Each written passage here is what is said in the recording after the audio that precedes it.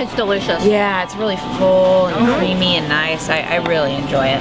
You know, the kitchen was always a place of the comfort zone where we'd always go and hang out and talk. Plating's a big issue because you want it to all look good, and once everyone digs in, that's when it can kind of be a mess. We add a little bit of honey to this particular balsamic that we have.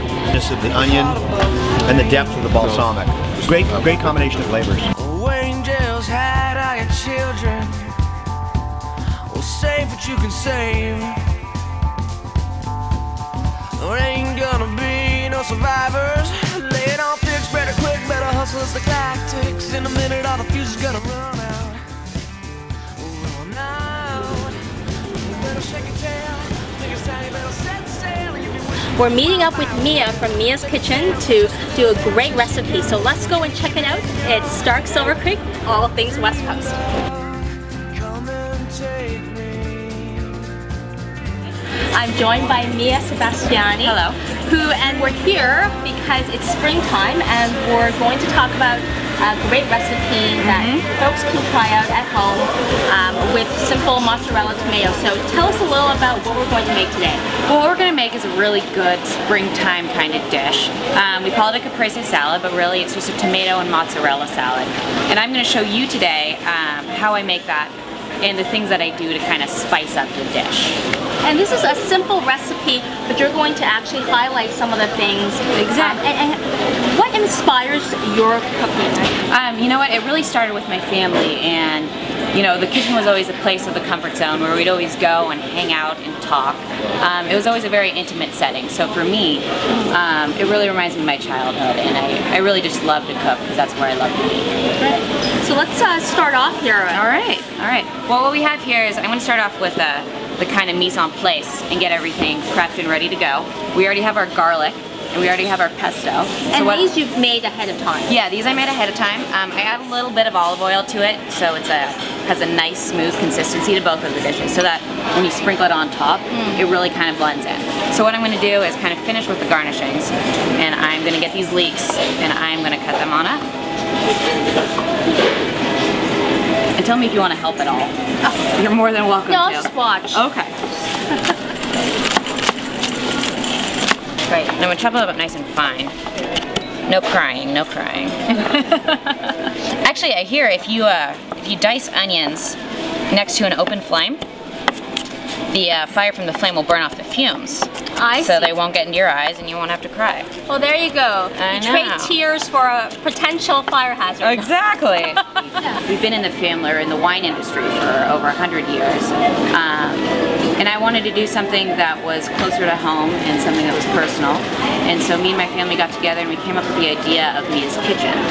And we started using wine-related food products, so wine reductions and then balsamics, and now we have an olive oil. I mean, you grew up with this stuff, right? The wine, and you figured this would be a good way to introduce it to other folks in the food. Exactly. Take something that really is dear to me and share it with the pub. It's a very honest way of doing sales, you know, and getting it out there. These are interesting looking tomatoes. I recognize these are heirloom tomatoes. Is this important to get this sort of tomato? You know what? No, it's not. It's a really cool way of spicing up the dish and changing it. Again, and with timing too, plating's a big issue because you want it to all look good, and once everyone digs in, that's when it can kind of be a mess. We have two different types of cheese here.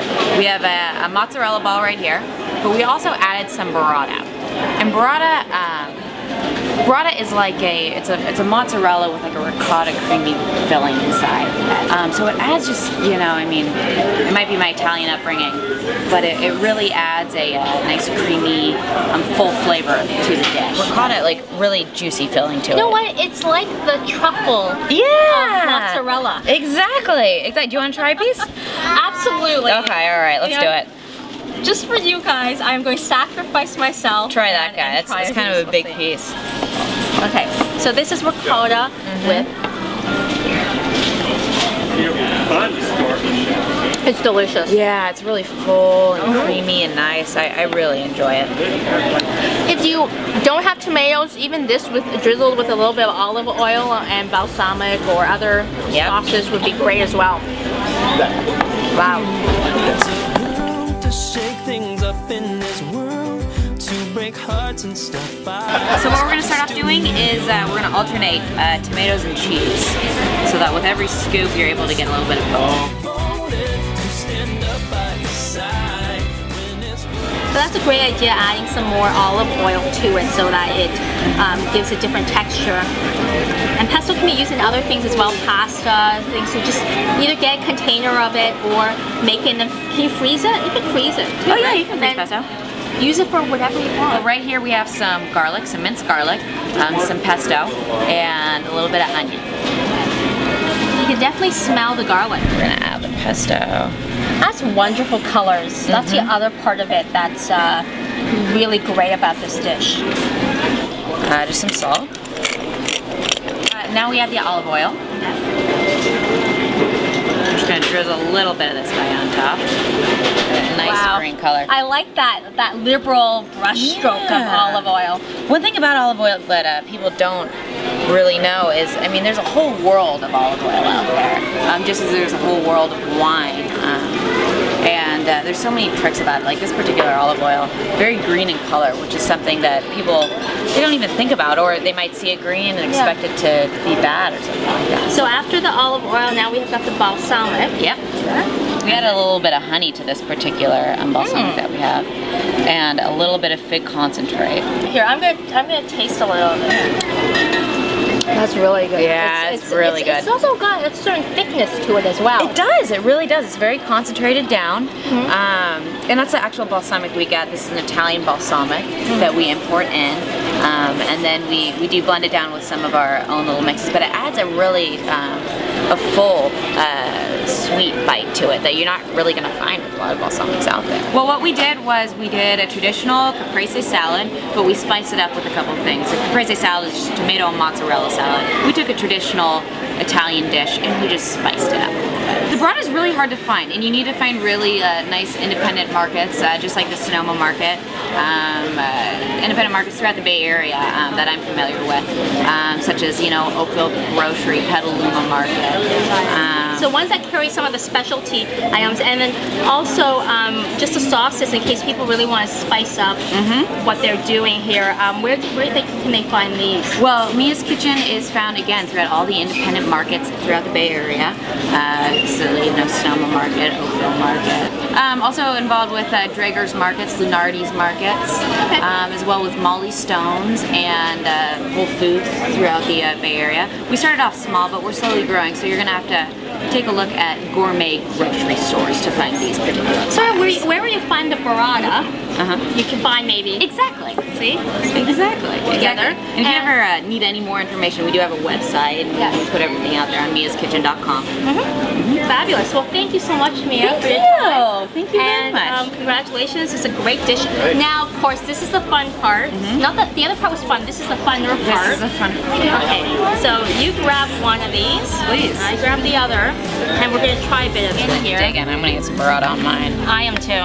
Okay. There you go. Yep. Bon appetit. That's really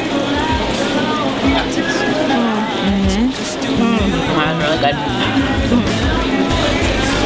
We don't really have to share any of this with the rest of the people here, do we? I don't think they have a big enough spoon. Come on, Jimmy. Go, Jim. Go, Jimmy.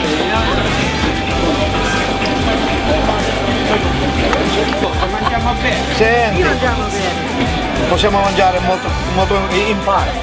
That's my Italian father. Senti invece questo qui. It's really good. It's a great counter to the savoriness of the onion and the depth of the balsamic. Great combination of flavors. Thank you. Good show, you guys. Thank you. With a delicious dish like this, it brings out the Italian in all of us. Yeah. It's not 5 o'clock yet, but it's almost wine time.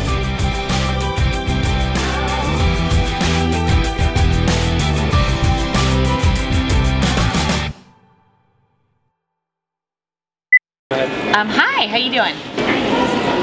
Oh, much better. Hey, you're the director. Just tell us when to redo stuff. Enjoy your moment of being in command. Gotta focus. Okay, let me see it. Let me. I'll get some for you. Okay, you know what? Stop it for a second. Mozzarella. Let me start. Sorry. Oh, you can always say, hey, let's recap what we just Okay. made. Okay. Right. I don't think they have a big enough spoon. That's good.